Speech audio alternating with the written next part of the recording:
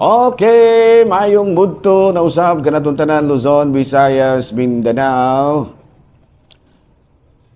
Mayong mudto Philippines, may mudto world, may mudto universe. Ada na pod kita manghigala dinay atong tulumanon sa kahanginan, CONA Catechesis on air. Og ako lang gihapon kini inyong ubos nga alagad, Reverendo Padre Edwin A. Acab. So, padayon kita manghigala sa ato ang Catechesis. Bueno, kagahapon di ay, no? Ang atong background, basig nalimot mo, no? Ang atong background, kuanto siya, St. Patrick's Cathedral. St. Patrick's Cathedral. New York to siya. New York. Kahapong adlaw Lunes, August 4. No? Nya karon ang ato ang background karon mao ang atong gipistahan ang dedication sa Basilica of St. Mary Major. No? So, karong adlaw kay piyesta man lagi ron sa simbahan dito sa St. Mary Major, no, moy atong gi-background karon, no, kanang inyong nakita karon sa akong luyo, mao kana ang Basilica of St. Mary Major. Okay. Pero dili na ato na siya karon nga higutis-gutan. Naari na kita manghigala sa bino padayon na lang tanon. Ato naman yung nasugdan. Ang atong kapistahan karon mao ang dedication of the Basilica of St. Mary Major. No, nasa akong luyo mahigala, no? The largest church built in honor of God through Mary. Kay doon naman go dito sa kining Roma, doon ay upat ka mga Roman basilicas, no? Number 1 is St. John Lateran. And number 2 is kining Basilica of St. Peter, katubi taong sa Vatican. Unya, Basilica of St. Paul outside the wall. O kining atong gipistahan karon kining Basilica of St. Mary Major. Sigon sa tradisyon, adunay mga adunahan nga magtiayon nga ni-pledge sila nga ang ilahang pagkadato, no, ilang i-pledge ngadto kang Mama Mary. Tungod niini usa ka milagro ang nahilabo. When there was snow in summer, and the Virgin told them to build a church on that said site. No, nya pagatawgon kini og Our Lady of Snow. Kay doon ako noy dato kayo did magtiayon ba nya ilahang nga gi-dedicate ang ilahang nagkasabot silang magtiayon nga ilahang i-offer ang ilahang kadato ngadto sa Mama Mary. Dito sa usa ka buntod, kalit nga dunay milagrong nahitabo kay bisan kung ting-init dito sa Roma, dunay snow dito sa usa ka lugar. Tungod lagi kay doon na may snow, no, ang katong dito katong snow nga lugar nagpanag-iya sa maong couple, no, magtiayon. Nya ang nahitabo ang through a dream nagpakita kanila ang mahal nga birhen ug giingnan sila nga mutukod og usa ka dakong simbahan sa maong site. No, nya na mauna kana karon ang kanang Basilica of St. Mary Major, no? The largest church built in honor of Mama Mary. Unya ang milagro nga nahitabo din ha mao kining Our Lady of Snows. No, dili man biya kag ting-init nya na snow asa ka mangita na mangiga. So karong adlaw sigon na sa akong background nako ang kining Basilica of St. Mary Major. Pero kagahapon ang atong background kagahapon manghigala Lunes ang Basilica to Cathedral, St. Patrick's Cathedral sa New York. Nakanto sa gihapon ko ang lugar, no? Kay pag adto nako naa na siya dapit sa kuan kanang square, no? Times Square, no? Dapit duol na siya kayo sa United Nation. Nya naa dapit din ha ang daghan ka United Nation yung naa duol kining St. Patrick's Cathedral. Okay, naara na kita sa atong Catechism manghigala, okay? Unsa man kining perpetual adoration chapel mo na ni siya. So do we have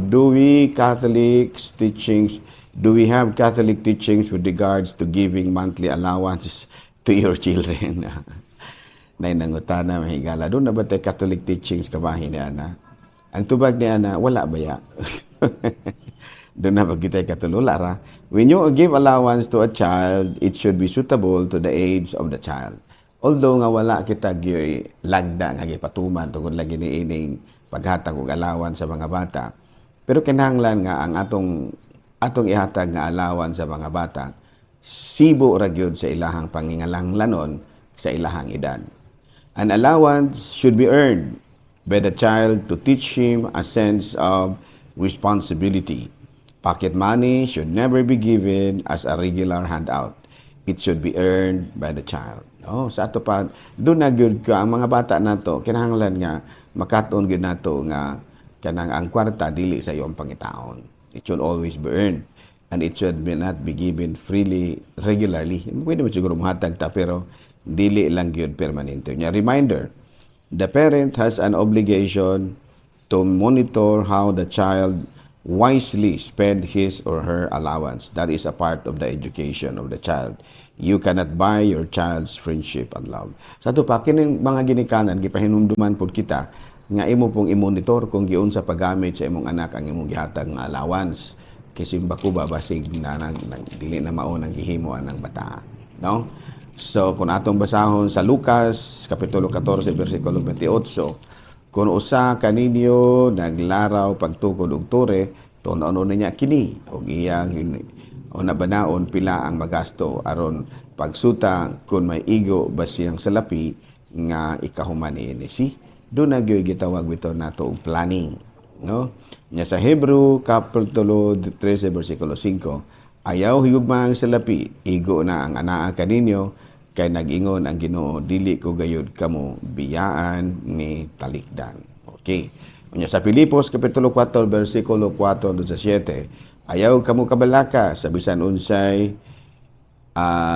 kundi pangayuan sa Dios ang inyong gikinahanglan uban ang pagpasalamat sa tanan ug ang kalinaw sa Dios nga dili matugkad sa tao manalipod sa inyong kasing-kasing ug hunahuna sa inyong pagkahiusa kaang Kristo. Okay? Bino, dinhin na lang una sa katakutob ha, medyo bisi-bisi ko rong gamay. Ni ako ros dumagete mahigala kay karong gabi mag-meeting mi ug ang ako ang grupo sa Commission on Migrants and Itinerant People. So ako lang gyapon kini inyong ubos nga alagad Reverend Padre Edwin A. Manamilit na usab kaninyo ug manalangin kanato ang Dios makagahom sa tanan, Amahan, Anak, Espiritu Santo. Good noon, Pilipinas. Welcome back to Crux Stationalis. Today, on this Wednesday of the first week of Lent, we head to the Basilica of Saint Mary Major, or in Italian, La Basilica di Santa Maria Maggiore. It is a major papal basilica as well as one of the 7 pilgrim churches of Rome, and the largest Catholic Marian church in Rome. Come and explore the basilica with me.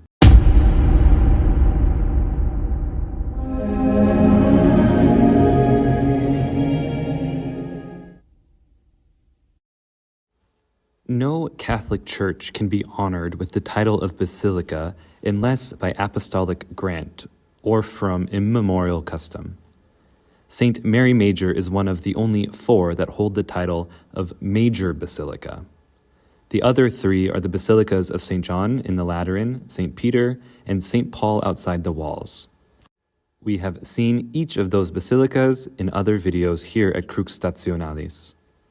The title of Major Basilica was once used more widely, being attached, for instance, to the Basilica of St. Mary of the Angels in Assisi, that famous basilica which holds the Portiuncula of St. Francis. Along with all the other major basilicas, St. Mary Major is also styled a papal basilica. Before 2006, the 4 papal major basilicas, together with the Basilica of St. Lawrence outside the walls, were referred to as the patriarchal basilicas of Rome, and were associated with the 5 ancient patriarchates. St. Mary Major was associated with the Patriarchate of Antioch. Among the patriarchal basilicas of Rome, now styled papal basilicas of Rome, St. Mary Major is the only one to have kept its original structure, though it has been enhanced over the course of years. Here you see the ombrellino, which is one of 3 signs of churches designated as basilicas. This large red and yellow umbrella. The other sign is called a tintinnabulum, which we are about to see, a quite beautiful one with an image of Our Lady. This tintinnabulum, a vulgarized form of the classical Latin tintinnaculum, along with the canopeum or the umbraculum and the display of the papal symbol are the three signs which designate a basilica. If the Pope were to say Mass within a basilica, the tintinnabulum would be used to lead the very special procession down the aisle of the basilica, alerting the faithful of the Pope's presence. Here we stand in the Confessio, or the reliquary crypt of Santa Maria Maggiore. It lies before the main altar and was designed by the architect Virginio Vespiniani at the behest of Pope Pius IX, who kneels in prayer. This confessio houses the sacred relics of the Holy Crib. The celebration of the Holy Crib originated in the year 432, when Pope Sixtus III created, within the newly built basilica, a cave of the Nativity similar to that in Bethlehem. This earned the Roman basilica the title of Santa Maria ad Praesepem, that is, Santa Maria at the Crib. Not more than 2 centuries later, the then Patriarch of Jerusalem gave to Pope Theodore I what tradition indicated as the Holy Crib of the infant Jesus. In Rome, it was placed in this basilica, given the intimate connection that for a long time now united this church to the birthplace of our Lord. The presence of this venerated relic earned the basilica the title Bethlehem of Rome.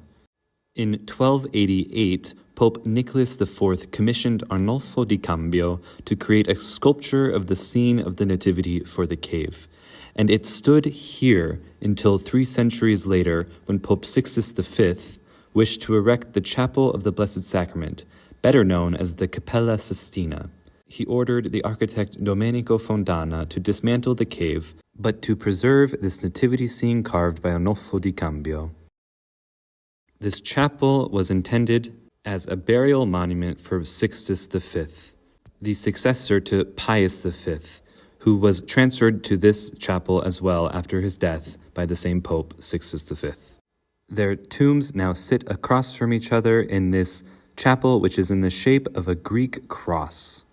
Almost a church within a church. A Greek cross form is a chapel which is built with a square central mass and 4 arms of equal length.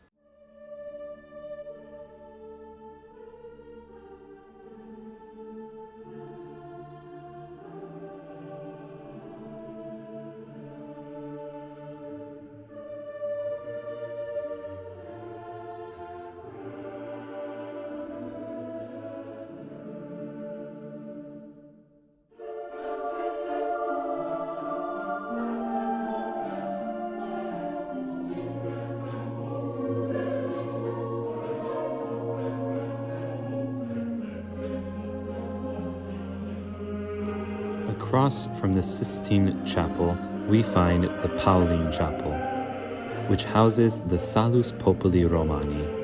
By tradition, this image was brought to Rome by St. Helen, the mother of Emperor Constantine. It's only fitting that the oldest church in the West, dedicated to the honor of the Blessed Virgin Mary, would house this sacred image, an image before which popes and saints have knelt.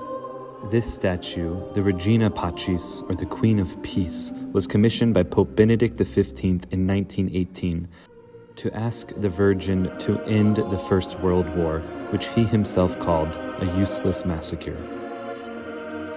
Thank you for joining us on our Roman Station Church itinerary at Santa Maria Maggiore. I look forward to seeing you tomorrow.